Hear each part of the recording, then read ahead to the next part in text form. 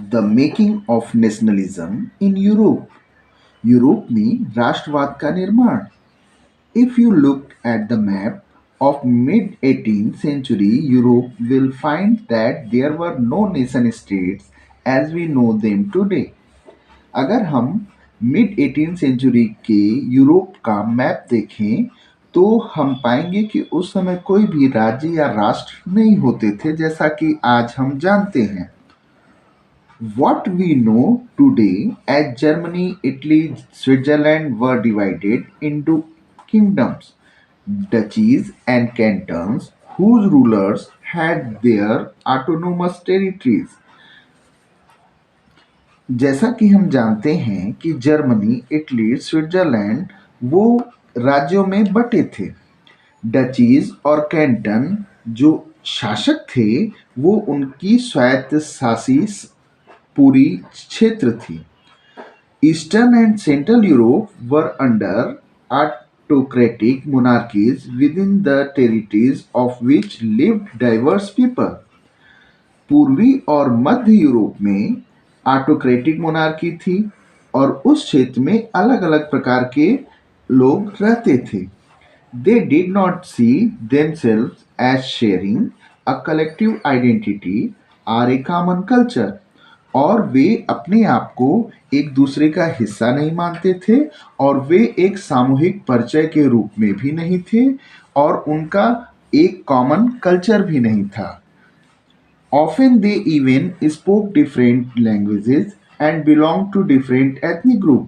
अक्सर वे अलग अलग भाषाएं बोलते थे और वे अलग अलग एथनिक ग्रुप से भी आते थे। The Habsburg Empire that ruled over Austria-Hungary, for example, was patchwork of many different regions and peoples. Habsburg साम्राज्य जिसका शासन ऑस्ट्रिया और हंगरी पर था वो एक उदाहरण है इस तरीके के पैचवर्क का जिसमें कि विभिन्न क्षेत्र के लोग रहते थे। It included the Alpine regions, the Tyrol, Austria and the Sudetenland as well as Bohemia, where the aristocracy was predominantly German speaking. हम यहाँ आते हैं कि इसमें अल्पाइन क्षेत्र भी आता है था जो कि जिसमें टायरोल था, ऑस्ट्रिया थी, सडेटलैंड था और बोहेमिया जहाँ पर कि अधिनायक तंत्र पहले से ही हावी थी और जर्मन बोलने वाले भी थे। It also included the Italian-speaking provinces of Lombardy and Venetia और इसमें शामिल थे इटालियन बोलने वाले क्षेत्र जिसमें कि आप लोम्बार्डी और वेनेटिया भी ले सकते हैं। इन Hungary half of the population spoke Magyar while the other half spoke variety of dialect. Hungary में आधी जनसंख्या मैग्यार बोलती थी और जो आधी जनसंख्या थी वो अलग अलग प्रकार की उपबोलियां भी बोलती थी। In Galicia the aristocracy spoke Polish. Besides these three dominant groups, there also lived within the boundaries of the empire a mass of subject peasant peoples, Bohemians, and Slovaks to the north, Slovens in Carniola। यहाँ पर देखिए कि Galicia में जो aristocracy थी या अधिनायक तंत्र था वो क्या बोलता था, वो पोलिश बोलते थे और इसके अलावा तीन जो मुख्य ग्रुप थे या मुख्य समूह थे जो इस क्षेत्र में रहते थे या इस बाउंड्री में रहते थे इस साम्राज्य के, उसमें जो बड़ा वर्ग था वो किसान का था और बोहेमियन और स्लोव जो कि नॉर्थ में थे, स्लोवेंस कैरिनियोला में थे, क्रोएट्स टू द साउथ और क्रोएट्स जो साउथ में थे एंड रूमेन्स टू द ईस्ट और रूमेन जो कि ईस्ट में थे ट्रांसिल्वेनिया में। Such differences did not easily promote a sense of political unity और ये जो अंतर थे ये राजनीतिक एकता को नहीं प्रमोट कर पा रहे थे। The only tie binding these diverse groups together was a common allegiance to the emperor। और केवल जो एक चीजें थी जो इन लोगों को आपस में अलग अलग समूहों को एक में बांधती थी, वो थी इनका सम्राट या इनका साम्राज्य। आइए हम देखते हैं कुछ some important dates. 1797 Napoleon invades Italy. Napoleon ने इटली पर आक्रमण किया। 1797 नेपोलियनिक वॉर्स बिगिन, और नेपोलियनिक युद्ध जो हुए वो 1797 से ही शुरू हुए। अब आते हैं 1814 and 1815। Fall of Napoleon, Napoleon की हार हुई। द वियना पीस सेटलमेंट, और वियना शांति समझौता हुआ। 1821 Greek struggle for independence begin. 1821 में ग्रीक लोगों ने अपने स्वतंत्रता के लिए संघर्ष शुरू किया। 1848 रिवॉल्यूशंस इन यूरोप। आप 1848 में तमाम क्रांतियां यूरोप में हुई। Artisan, industrial workers and peasant revolt against economic hardship. जो कलाकार थे, जो राजनीतिक, जो औद्योगिक कार्यकर्ता थे, जो किसान थे, उन्होंने आर्थिक हार्डशिप के लिए या आर्थिक कठिनाइयों की वजह से क्रांति कर दी। Middle classes demand constitution and representative government, और जो मध्य वर्ग था उसने एक संविधान की मांग की और उन्होंने एक प्रतिनिधित्व वाली सरकार की मांग की। इटालियन, जर्मन, मैग्यार, पोल्स, चेक ईटीसी डिमांड नेशन स्टेट, और इसी तरीके से तमाम इटालियन, जर्मन, मैग्यार, पोल, चेक इन्होंने राष्ट्र की मांग की। 1859 to 1870 unification of Italy, Italy का एकीकरण। ठीक है, ये डेट्स आप याद रखेंगे। 1866 to 1871 unification of Germany. 1905 Slav nationalism gathers force in the Habsburg and Ottoman empires। Slave राष्ट्रवाद ने अपनी शक्तियां अर्जित की हैब्सबर्ग और ओटोमान एम्पायर में या साम्राज्य में। आइए हम आते हैं 2.1 the aristocracy and the new middle class. उच्च वर्ग और नया मध्य वर्ग। Socially and politically, a landed aristocracy was the dominant class on the continent। सामाजिक और राजनीतिक रूप से जो जमीन पर उच्च वर्ग था वो बहुत ही प्रभावशाली वर्ग था इस पूरे महाद्वीप में।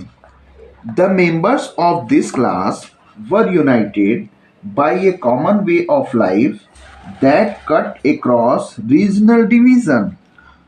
ये जो इसके सदस्य थे ये एक थे और इनका जो तरीका था जीने का वो एक समान था या एक तरीके का था, और ये बस अलग होते थे तो अपने क्षेत्रीय बंटवारे से। They owned states in the countryside and also town houses, और इनका अपना स्टेट होता था, अपना क्षेत्र होता था, देहात में इनका अपना टाउन हाउस, अपना हाउस होता था, और इनका शहरों में भी घर या बंगले होते थे। They spoke French for purposes of diplomacy and high society, और ये फ्रेंच बोलते थे अपनी ज़रूरतों के हिसाब से, अपनी डिप्लोमेसी के लिए और उच्च समाज में।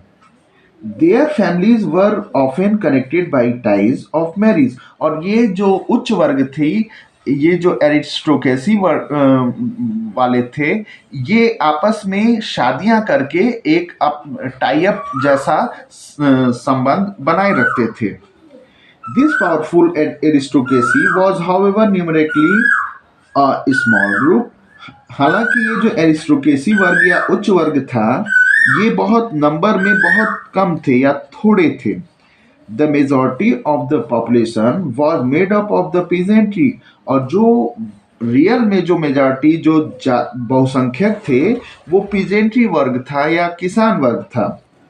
To the west, the bulk of the land was formed by tenants and small owners. जो पश्चिम के तरफ का क्षेत्र आप देखेंगे, वहां जमीनें बटाई वाले किसानों से होती थी या उन छोटे छोटे उनके अपने मालिक होते थे.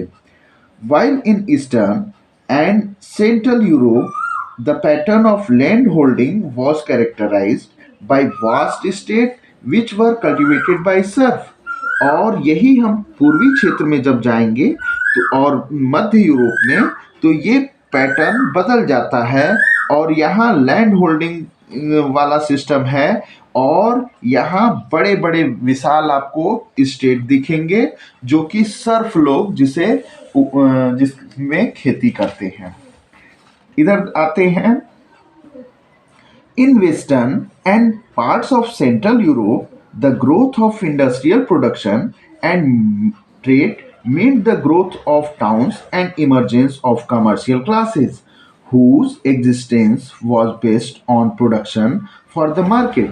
और जो पश्चिमी और मध्य यूरोप का क्षेत्र था, वहां पर आप देखेंगे कि औद्योगिक उत्पादन और व्यापार की वृद्धि हुई और इससे क्या हुआ कि वहां पर नगरों का निर्माण हुआ और वहां पर कमर्शियल व्यापारिक एक्टिविटी बढ़ी और वहां पर उत्पादन भारी मात्रा में होने लगे और मार्केट क्रिएट हुए. Industrialisation began in England.